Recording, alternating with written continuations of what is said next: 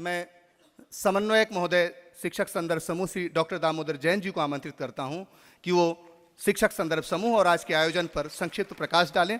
तदुपरांत हम लोग आज के कार्यक्रम को गति देंगे। माननीय अध्यक्ष महोदय, सम्मानीय शर्मा जी, सचिव महोदय, हमारे समूह के संरक्षक और मार्गदर्शक डॉक्टर अशोक भार्गव जी, विपुल भाई साहब और आप सब मित्रों, ये सुखद संयोग है कि आज शिक्षक संदर्भ समूह के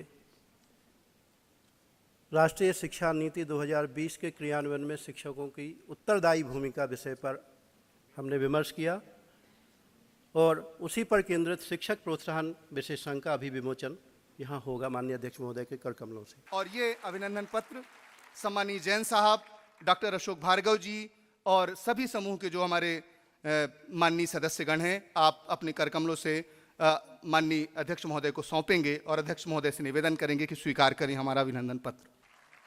ये माननीय विधानसभा के अध्यक्ष महोदय, जिनके संरक्षण में, जिनके प्रेरणा से आज हम लोग इस कार्यक्रम को इस स्वरूप में क्रियान्वित कर पा रहे हैं, हम सब के लिए बहुत ही आप सभी के कर कमलों से आज इस पत्रिका का यहाँ पर विमोचन होगा और आप सब साक्षी हैं, आप सबकी तालियां गवाही देंगी आज की इस आयोजन की। ये शिक्षक संदर्भ समूह मध्य प्रदेश, माननीय प्रमुख सचिव महोदय विधानसभा ए.के. सिंह साहब और सभी मंचासीन जो अतिथि हैं, आप सब इस पत्रिका का विमोचन कर रहे हैं। ये इस क्षण की प्रतीक्षा हम लोग वर्षों से कर रहे थे। ये हमारे लिए एक पुण्य फलित होने जैसा अवसर है। हमारे जैसे सपने सच हो गए हों, जैसे हमारे पुण्य फलित हो गए हों। इसमें अनेक हमारे शिक्षाविद शिक्षकों ने, हमारे शिक्षक साथियों ने अपने परिश्रम से, अपने विचार से, अपनी वैचारिक क्रांति से इसमें अपने आलेख संकलित किए हैं, जिनके आलेखों का संकलन हुआ है। ये वर्षों की आपकी तपस्या का प्रतिफल है। इसको आप लोग कैमरे में उतारिए। ये क्षण बहुत अनमोल है हम सबके लिए। मित्रों, इसके बाद हमारे बीच डाइट मंदसौर के प्राचार्य डॉक्टर प्रमोद सेठिया जी उपस्थित हैं। आपको भी मैं मंच पर आमंत्रित कर रहा हूं। आपके द्वारा गिजुबाई बधेका के संचयन एवं पोस्टर प्रदर्शन जो आपने किया हुआ है, उसका लोकार्पण माननीय मुख्य अतिथि महोदय, माननीय विधानसभा अध्यक्ष महोदय जी के कर कमलों से यहाँ पर किया जाना है। डॉक्टर प्रमोद सेठिया जी, प्राचार्य डाइट मंदसौर के संचयन पुस्तिका का यहाँ पर विमोचन यानी लोकार्पण होगा। आप सब करतल ध्वनि से इस पुस्तक को भी सम्मानित करें। कोई भी लेखन कितना दुष्कर कार्य है, कितना दुरूह कार्य है, कम से कम आप जैसे कलम के क्रांतिवीर तो इस आशय को समझते ही हैं। तो आप लोगों को इसका सम्मान करना बहुत ही आवश्यक प्रतीत होता है। करतल ध्वनि से आप डॉक्टर प्रमोद सेठिया जी के इस पुस्तिका के विमोचन को सम्मानित करें, इस अवसर को रोमांचित करें, इस अवसर को दिलचस्प बनाएं, इस अवसर को अद्भुत करें। मित्रों, हमारे शिक्षक साथी सुरेश चंद पाटीदार, जो समन्वयक भी हैं समूह के नीमच के, आपने कोरोना काल में शिक्षकों के विशेष कार्यों का संकलन अपनी पुस्तिका में किया है। उसका भी विमोचन माननीय अतिथिगण के कर कमलों से यहाँ पर किया जाना है। पाटीदार जी के भी इस पुस्तिका का विमोचन यहाँ पर इसी मंच से किया जा रहा है। ये सब गौरवशाली क्षण है हम सब के लिए। ये गौरव का समय है। ये वक्त रोज रोज नहीं आता मित्रों। एस.डी. त्रिपाठी जी, माननीय मुख्य अतिथि महोदय को सौंपें।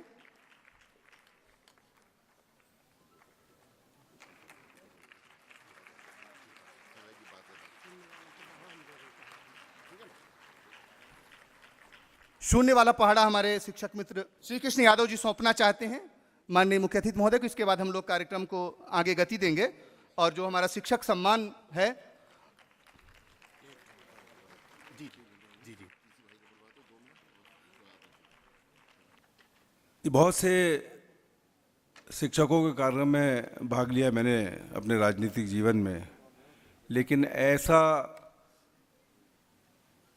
कार्यक्रम जिसमें कोई मांग नहीं है, और मांग भी है तो शिक्षा नीति की किताब सभी को मिले।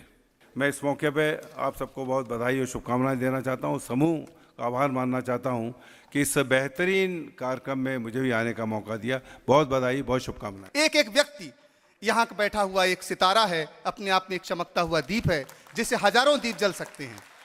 आप सब की ओर से, आप सभी शिक्षकों की ओर से मैं माननीय मुख्य अतिथि महोदय की ओर मुखातिब हो रहा हूं और आपसे निवेदन करता हूं संबोधन के लिए, आशीर्वचन के लिए कि हजारों साल नरगिस अपनी बेनूरी पे रोती है, बड़ी मुश्किल से होता है चमन में दीदावर पैदा। माननीय अध्यक्ष महोदय, आप जैसे लोग बहुत कम हैं जो हमारी पीठ पर हाथ धरते हैं और हमारी चेतना शक्ति को बढ़ाते हैं। माननीय अध्यक्ष महोदय, हमारे शिक्षा का उद्देश्य जो है, विद्यासागर महाराज जी ने प्रथम पृष्ठ पर ही उन्होंने लेखित किया है, हित का सृजन और अहित का विसर्जन, यही शिक्षा का लक्षण है। दूसरा उनका वाक्य था, शिक्षा का उद्देश्य जीवन निर्वाह नहीं, जीवन निर्माण है। विद्या अर्थकारी नहीं, परमार्थकारी होना चाहिए। शिक्षा का कार्य संस्कारों के संरक्षण के साथ भविष्य का विकास करना है। ज्ञान भावनात्मक नहीं, भावात्मक नहीं, भावनात्मक होना चाहिए। उस जमाने में वोट नहीं पड़ता था, चुन करके लोग नहीं जाते थे। राजा का निर्धारण होता था राज्य चलाने के लिए। तो राजा का जब राज्याभिषेक होता था तो राज्याभिषेक के सामने उसे चंदन लगा करके संस्कृत श्लोक वाचन के साथ सारे काम करते हुए उसे मुकुट धारण राजमाता कराती थी, और इसके बाद एक दंड लेकर के उसका राजगुरु जो होता था उनको देता था कि हे राजन, ये आज से तुम्हारे हाथ में राजदंड है और इस दंड के आधार पर तुम किसी के जीवन को मौत में बदल सकते हो, ये अधिकार तुमको प्राप्त हो रहा है। जब वो ये कर लेता था तो उसके बाद फिर एक बार वो जब अपने गुरु के सामने सर झुकाता था तो हाथ का, उनके गुरु उसके पीठ पर हाथ रखते थे और कहते कि राजन याद रखना, ये धर्मदंड है, वो राजदंड है, ये धर्मदंड है, और राजदंड से बड़ा धर्मदंड होता है, इसना हमेशा याद रखना है। ये हमारे गुरुओं की महिमा रही है। हमारे गुरुओं की महिमा के कारण ही मैं कई बार कहता हूं, जब साहित्यकार मित्र मिलते थे मैं उनसे कहता, चिंतन करो इसमें। दशरथ सम्राट थे, राजा थे, वो अपने घर में कितने शिक्षक रख सकते थे? हमको लगता है जितना इससे ज्यादा रख सकते थे, और एक एक शब्द को पढ़ाने वाला रख सकते थे। एक अक्षर को जान देना, एक व्यंजन को जान देना, एक तमाम सारी चीजों का जान देना, ये कर सकते थे, पर उन्होंने नहीं किया। क्यों नहीं किया? क्योंकि हम गुरु परंपरा पर विश्वास करते थे, और राम को गुरु के यहां पढ़ने भेजा, और उसका परिणाम यह निकला कि भगवान मर्यादा पुरुषोत्तम भगवान श्री राम पैदा हुए गुरु के आश्रम से निकलने के बाद। दूसरा, भगवान कृष्ण को देख लो, उनके यहां भी राजा थे। वो संदीपनी गुरु के यहां गए, जब उनको शिक्षा प्राप्त हुई तो वहां से क्या लेकर निकला? पूरा विश्व ने क्या देखा? पूरी दुनिया ने देखा एक मित्रता जो अमरत्व प्रदान कर सकी, वो गुरु के कारण ही कर सकी, जो सुदामा और कृष्ण की मित्रता थी। यह है गुरु का स्थान, यह स्थान है।